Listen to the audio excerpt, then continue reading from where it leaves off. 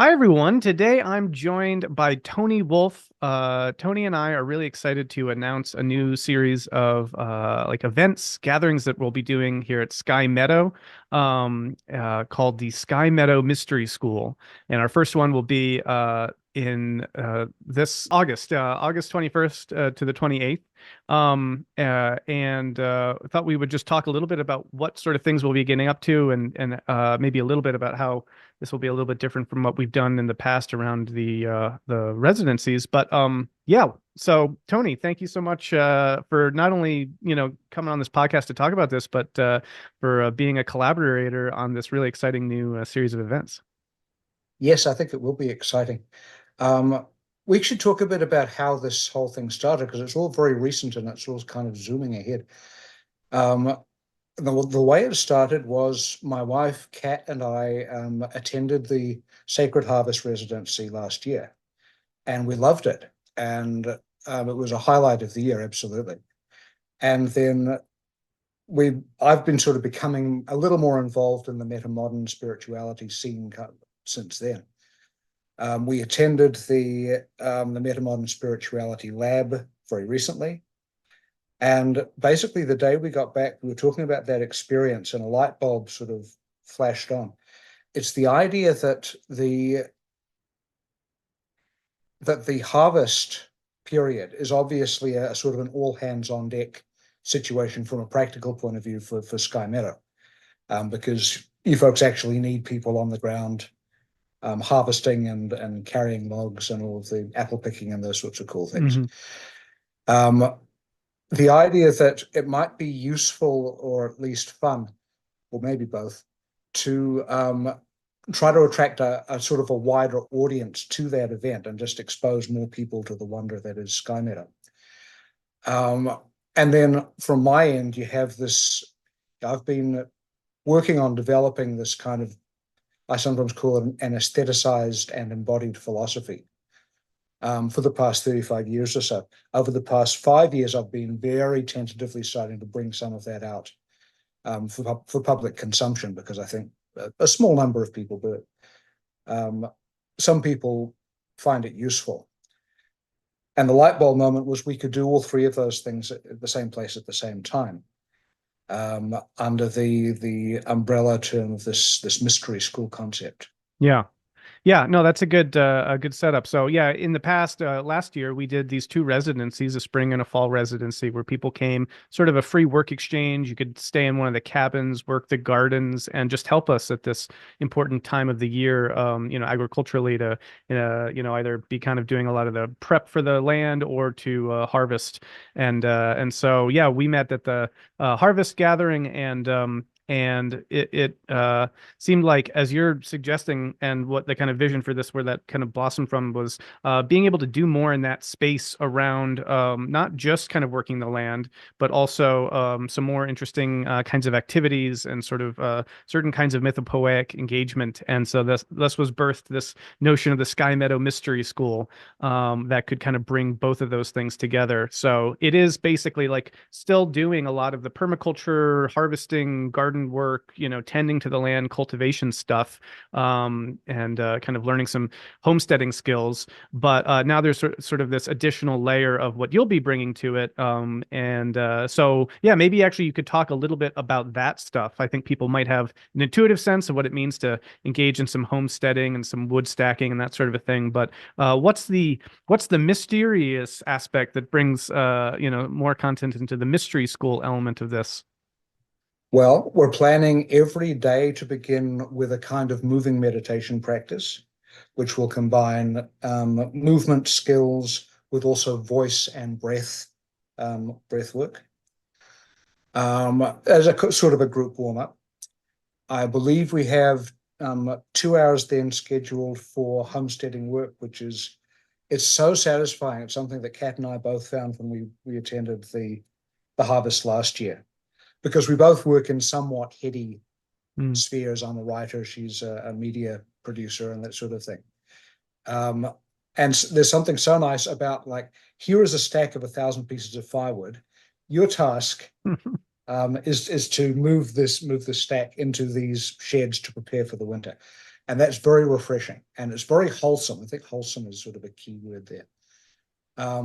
So 2 hours of that. We'll have a nice lunch break, probably eating out on the porch overlooking the balcony, overlooking the pasture with the chickens and the sheep and such.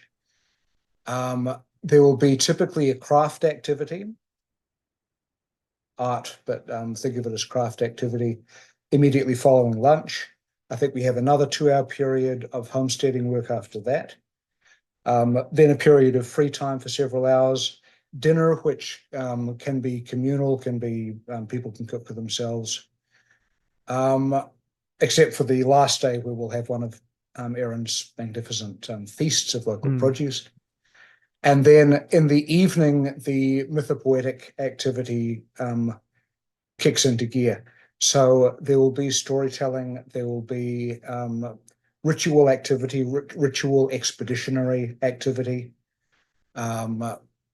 working a lot with what I think of as duende symbolism, and we can talk about that when we're at the event. The sauna will definitely come into play on at least one night. I can't really talk much more about that, I think, without giving the game away. And I'm very reluctant to do that because I think there's a strength and a power these days in mystique. This what we're talking about is not a selfie opportunity. It's not a lifestyle thing where people will be, doing that sort of stuff. I don't think anybody there is going to be an influencer. I'd be surprised if anyone there has any great aspiration to be an influencer.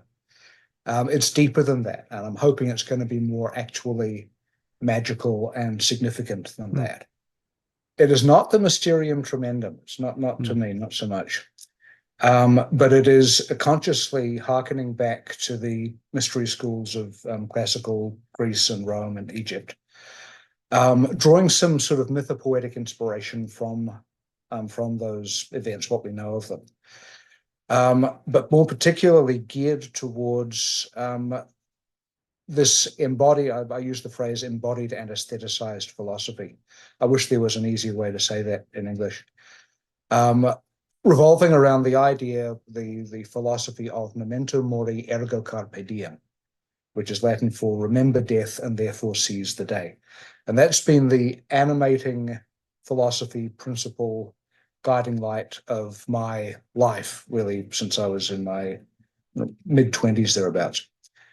It had always been developed on a kind of a personal, basically underground basis. But over the past 35 years, I've developed a series of perspectives, practices, thought experiments, rituals, aesthetics, writings, immersive experiences in various regards, which I've occasionally brought out into the public, particularly around the 2000s, the turn of that millennium. But it has essentially been my own underground thing that I've just done. The Mystery School is going to be the first sort of intensive in-person embodiment of that practice. Yeah. So we'll be doing a lot of ritual work, symbolic ritual, artistic immersion. We'll be talking philosophy, we'll be talking poetry, we'll be listening to music, creating music, hopefully. All revolving around this idea that we are in fact mortal, which is something that's very, very easily forgotten. The mainstream of Western society wants us to forget that. It's very youth-centered, very health-centered, wellness and so forth. But the reality of mortality is easily neglected. And then the implication of what that reality actually means for living one's life in terms of prioritizing and making decisions and those sorts of key factors in how one lives. What I've found is the best way to live is with that memento mori concept having melted down into the marrow of your bones. And an effective way to do that is through this type of immersive ritual activity. So that it makes it hard to forget when it's something that you do every day when you have a calendar of seasons that you're Yeah. actively working within this practice through. Well, and there's also, I think, something very poignant about focusing on these topics at the kind of latter half of the year, that this isn't the spring gathering, this is the fall harvest gathering where, I'm not sure if the leaves will have begun to turn by then, probably not, but we'll be moving into that second half of the year, bringing in the fullness and the richness of the year and kind of preparing for the winter. And so I think that there's a kind of symbolic significance to particularly meditating on that aspect over the course of that week as we're doing that sort of work. And so thanks. That's really helpful. There's so much. And at some point, we should do maybe a more extended interview to talk about your whole story and a lot of the work that you've been doing so that people really have a full sense of all that. It's been really wonderful getting to know you and getting to work with you and having you Likewise, man. come here to these events, starting with the residency and then to the Metamodern gathering. There's a great, I don't know, just a lot of wisdom and experience that you bring to issues of existential import. And as you say, trying to be serious through mythopoeia and myth making and ritual construction, to endeavor to, in a sense, inoculate ourselves against that existential dread by facing the reality of life and death, and having that be sort of the crucible out of which we live more flourishing and impactful lives. That's the Carpe Diem. Yeah. Um, I have, let's not talk too much about the symbolism and so forth, because it's a mystery school. I think it's valuable for some of for a lot of the mythopoetic aspect to stay a little mysterious.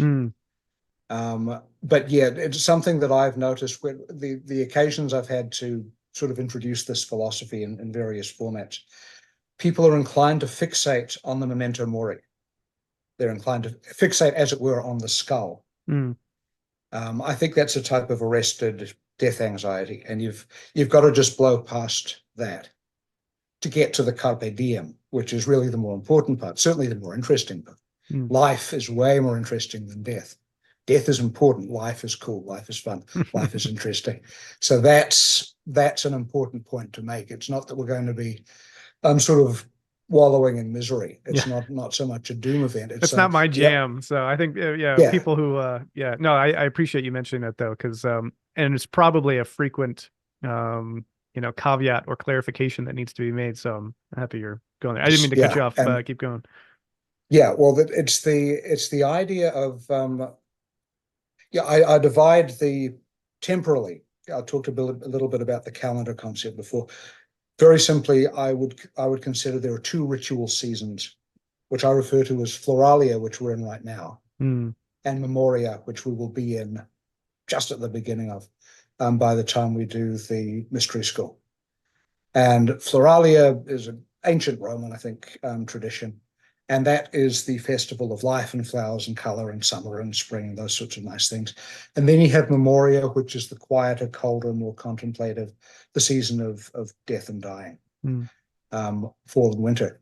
And people are often inclined when I introduce this concept to focus on that aspect. And maybe it's just taking the Carpe Diem side for granted. Or maybe it's because Carpe Diem has almost become a pop culture cliche. It's turned into YOLO, the idea of you only live once, which it's not exactly what we're about. It's about as close as I've seen in pop culture to the depth of Carpe Diem, at least recently. But that's not really what we're talking about either. Yeah. No, that's a wonderful, enticing, tantalizing glimpse of some of the things. And so I think that's really all we should probably get into for now. I feel like that feels pretty complete for me. I would just, say that one, this is a free event, and it is limited at present to 12 folks, and I do think we're already at 8. So if you're watching this and you think, wow, that sounds really great, and how could you not? Then go ahead and RSVP sooner rather than later for sure, because that'll probably be full up pretty soon. And I'll obviously put the link in the description to this video for people to sign up. And yeah, I'm just really looking forward to it. It'll be a time to get your hands in the gardens and see what a homesteading life is like, learn a bit of organic gardening skills, some food processing skills maybe, and just the sorts of things that go into connecting with the land and living through the seasons and the cycles of nature, while also exploring the mythopoetic arts to some degree in a setting of this kind. So yeah, any final thoughts or words before we wrap this up? Final words, memento mori, ergo carpe diem. Well, I'll give you the last word on that then. Thank you, Tony, so much. Feel free, by the way, folks, to reach out to me directly if you have any questions about this, and happy to answer any of that. But Tony Wolf, thank you, and we will see you and others at the end of August.